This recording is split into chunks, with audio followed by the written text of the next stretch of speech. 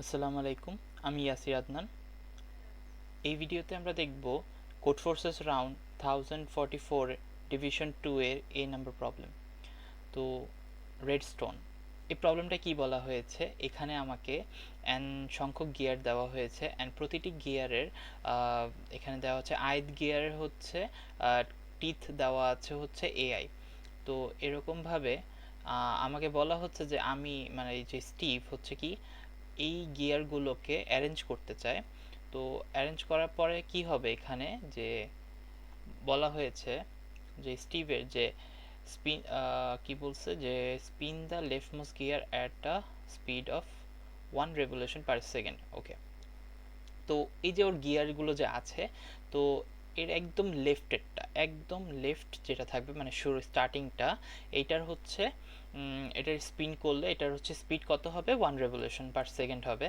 And ও চাচ্ছে কি যে এখানে বলা হয়েছে আরও যে বাকি যে অন্য গিয়ারগুলো আছে এই গিয়ারগুলোর মধ্যে আমরা ধরে নিচ্ছি যে একটা গিয়ার, সেই গিয়ারের যতগুলো টিথ আছে সেটাকে আমরা এক্স ধরে নিচ্ছি।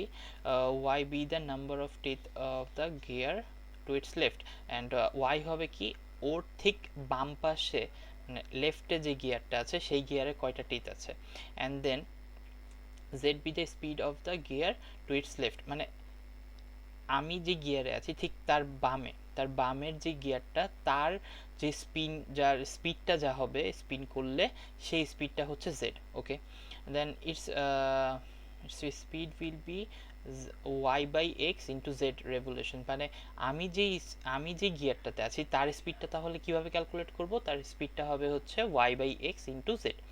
আচ্ছা, তো আমাকে বলতেছে যে কি বলছে যে স্টিভ হচ্ছে কনসিডারস the contraption satisfactory if the rightmost gear spins at a speed of 1 revolution per second, মানে হচ্ছে চাচ্ছে যে আমার লাস্ট একদম রাইট মোস্ট বা আমি বলতে পারি যে আমার যে লাস্ট যে গিয়ারটা আছে এইটার যে স্পিডটা 1 revolution per second হতে হবে। তো তো আমাকে বলতেছে আমি কিভাবে এটাকে রিঅ্যারেঞ্জ করলে পারবো কি পারবো না, ইয়েস অর নোতে আমাকে অ্যান্সারটা দিতে হবে। তো আমরা এখানে দেখতে পাচ্ছি ইয়েস অর নোতে আমাকে অ্যান্সারটা দিতে হবে। তো আচ্ছা, আমরা এখন কাজ করি, এটাকে একটু বোঝার চেষ্টা করি এখানে কি বলা হয়েছে। আমরা আমাকে কি বলা হয়েছে যে যেই গিয়ারটা নিয়ে কাজ করব সেই গিয়ারের যে কয়টা টিথ থাকবে সেটাকে এক্স বলতেছে, অ্যান্ড হচ্ছে তার ঠিক লেফট গিয়ারের হচ্ছে কি লেফট গিয়ারে যে কয়টা টিথ থাকবে সেটা হচ্ছে আমার ওয়াই। আচ্ছা, আর লেফট গিয়ারের যে স্পিডটা সেটা হচ্ছে আমার জেড। এখন আমরা আর ফর্মুলাটা কি বলা হয়েছে, ফর্মুলাটা বলা হয়েছে x by y into Z. আচ্ছা, সরি, এক্স বাই ওয়াই না, y by z, y by x into z. Okay, এখন ফর্মুলা দেখলাম, সবই দেখলাম, চলেন আমরা হচ্ছে এবার স্যাম্পল টেস্ট কেস যে দেওয়া আছে সেখান থেকে আসলে আমরা একটা প্যাটার্ন খুঁজে বের করা ট্রাই করি যে এখানে আসলে চাচ্ছেটা কি। তো আমরা 2 নাম্বার টেস্ট কেসটা যদি নেই, সরি এখান থেকে না, এখানে 2 নাম্বার টেস্ট কেসটা যদি নেই, 2 নাম্বার টেস্ট কেসে কি দেওয়া আছে আমার কাছে, 2 নাম্বার টেস্ট কেসে দেওয়া আছে হচ্ছে 6 3 6 9, রাইট?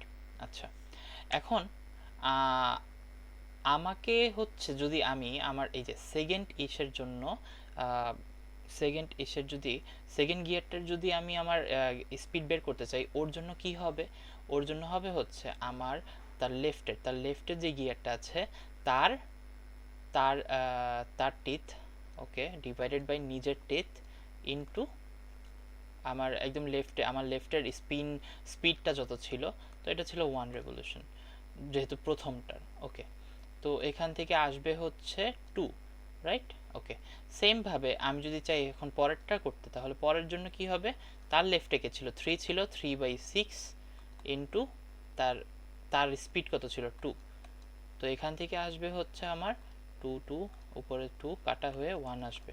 আচ্ছা, এখন এর পরেরটা কি হবে, এর পরেরটার জন্য যদি করতে যাই তাহলে 6/9 ইন্টু ইন্টু ইন্টু কত হবে, ইন্টু হচ্ছে আমার আগেরটা, 6/9 দিয়ে যদি করি তো হচ্ছে 2/3, লাস্টে থাকতেছে 2/3।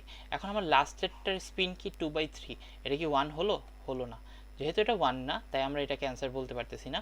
অ্যান্ড হ্যাঁ, যেহেতু আমি এটার ইনপুটটাই নিয়ে কাজ করতেছি, এখন আমাকে বলছে এটাকে একটা এরকমভাবে রিঅ্যারেঞ্জ করতে যাতে আমার লাস্টের যেই অ্যান্সারটা আসবে সেটা বা স্পিডটা আসবে সেটা হচ্ছে 1 হয়। এখন আমার কথা হচ্ছে, আচ্ছা আমরা কি এখানে কোনো একটা প্যাটার্ন খুঁজে পেলাম? হ্যাঁ, এখানে একটা প্যাটার্ন ছিল। প্যাটার্নটা কি দেখি, যে এই যে আমরা যে কি করলাম, যদি আমি সেকেন্ডটার জন্য যখন আমি স্পিড বের করতে যাচ্ছি, আমরা কি করলাম, আগেরটা থেকে আমার নিজেকে ডিভাইড করলাম। যখন আমি এটার জন্য গেলাম, আমি কি করলাম, আগেরটা থেকে নিজেরটা ডিভাইড করলাম, অ্যান্ড যে অ্যান্সারটা আসছিল সেটাকে নিজের সাথে গুণ করলাম। এখন একটা কাজ করি, আমি অ্যান্সারগুলো গুণ না করে তার আগেরটা লিখে ফেলি। একটু কথাটা আমি যদি একটু ক্লিয়ারলি বলার চেষ্টা করি, দেখি আসলে হয় কি, যে আমরা যখন এখানে 6 and 3 ছিল, আমরা যখন হচ্ছে প্রথমটার জন্য মানে সেকেন্ড থেকে শুরু করি, আমরা তো প্রথমটা নিয়ে কাউন্ট করি না, সেকেন্ড, থার্ড অ্যান্ড ফোর্থটা নিয়ে কাজ করতেছি।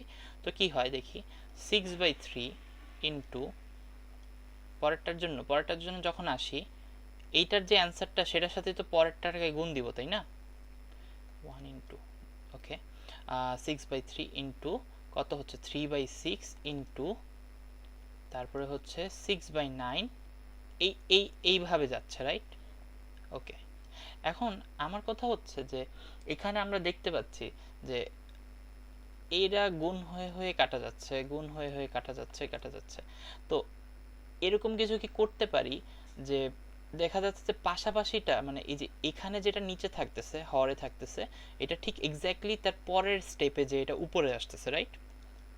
তো আমরা কি এটাকে এরকমভাবে অ্যারেঞ্জ করতে পারবো যে আমার হর এবং লবটা কাটাকাটি চলে যাবে? তো এটাকে অ্যারেঞ্জ করার একটা মানে সিম্পলেস্ট ওয়ে হচ্ছে, যদি আমার একদম একদম লেফট মোস্ট অ্যান্ড রাইট মোস্টটাকে আমি সেম রাখতে পারি কোনোভাবে, যদি আমি আমার লেফট মোস্ট অ্যান্ড রাইট মোস্টটাকে যদি একদম এক্স্যাক্টলি সেম করতে পারি, তাহলে কি হবে, তাহলে আমরা দেখব যে এরকম কাটাকাটি হয়ে শেষে 1 থাকবে। এখন এটা একটু আমরা এক্সাম্পল দিয়ে দেখি, যে এই যে যে টেস্ট কেসটা ছিল আমার কাছে 6, 3, 6, 9, আমরা যদি এটাকে রিঅ্যারেঞ্জ করে এভাবে লিখি, শুরুতে একটা 6, পরে একটা 3, পরে একটা 9, দেন 6, এখন যদি এটাকে কাজ করি দেখি কি হবে, 6/3 ইন্টু 3/9 ইন্টু 9/3, সরি 9/6 ইন্টু কত হবে, হ্যাঁ, এখন এই যে এই কয়টিতে আসবে, রাইট? তো এখন এখান থেকে আমরা দেখতে পাচ্ছি যে 9 কাটা যাবে, 3 কাটা যাবে, অ্যান্ড এই 6 অ্যান্সারটা আসতেছে 1। এই সেম কাজটা আমরা এখন যতগুলো টেস্ট কেস পসিবল সব কিছুর সাথে আমরা ট্রাই করতে পারি। আমাদের এখান থেকে বাদেও আমরা যদি একটা অন্য একটা টেস্ট কেস নেই, আমরা আরও আরও হতে পারে, লেটসে আমি একটা টেস্ট কেস বানালাম, ধরলাম যে 1, 2, 3 অ্যান্ড 5, 5 ছিল আমার কাছে। এটার জন্য যদি আমি একটা টেস্ট কেস বানিয়ে দেখাই, যে এটাকে যদি আমি করব মানে অ্যারেঞ্জ করে দেখাই যে 1, 2, 3 অ্যান্ড লাস্টে একটা 5, এটার জন্য কি হতে পারে, প্রথমে 5/1, রাইট, ইন্টু আবার 1/2 ইন্টু 2/3 ইন্টু 3/5। খেয়াল করি যে এইখানে কি হবে, প্রতিটা কাটা যাচ্ছে, right? And in the end কি অ্যান্সারটা আসবে 1। তো প্রত্যেকটার জন্য এই সেম প্যাটার্নটা থাকবে।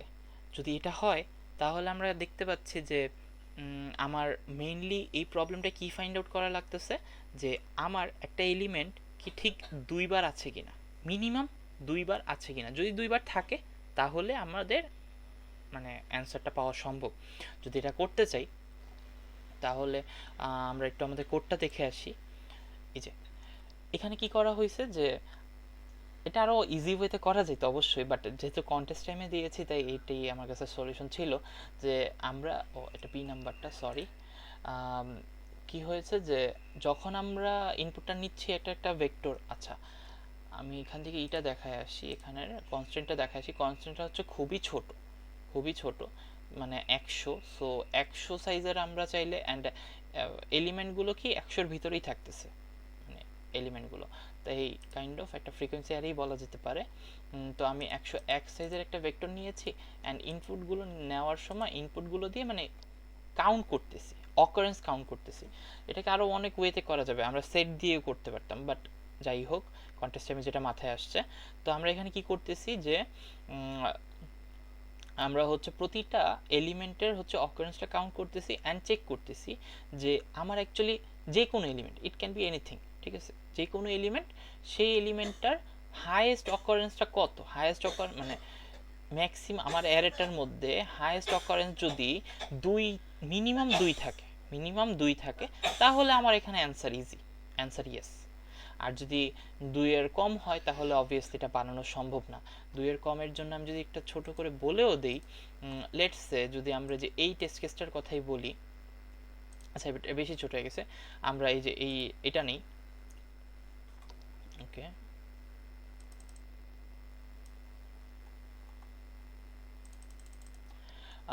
এই যে 2 4 8 16 32, এটাকে আমি যতভাবে অ্যারেঞ্জ করি না কেন, আমার একটা প্যাটার্ন দেখে আসছি যে গুণগুলো আসলে হচ্ছে কিভাবে, যে প্রথমটা থেকে শুরু করি 2/4 ইন্টু, পরে কি 4 উপরে চলে যাবে, 8 নিচে, ইন্টু 8 উপরে চলে যাবে 16 নিচে, অ্যান্ড 16 উপরে চলে যাবে 32 নিচে।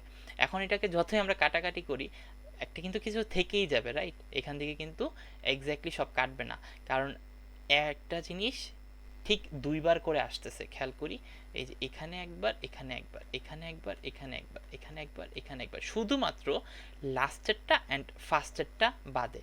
তাহলে লাস্টেরটা অ্যান্ড ফার্স্টেরটা যদি মাত্র মানে শুধুমাত্র যদি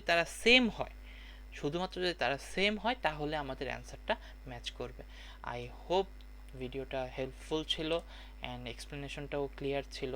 এটা আমার ফার্স্ট টাইম হচ্ছে রেকর্ডিং, মানে ফেস ক্যাম সহ। সো এই পর্যন্তই, থ্যাংক ইউ।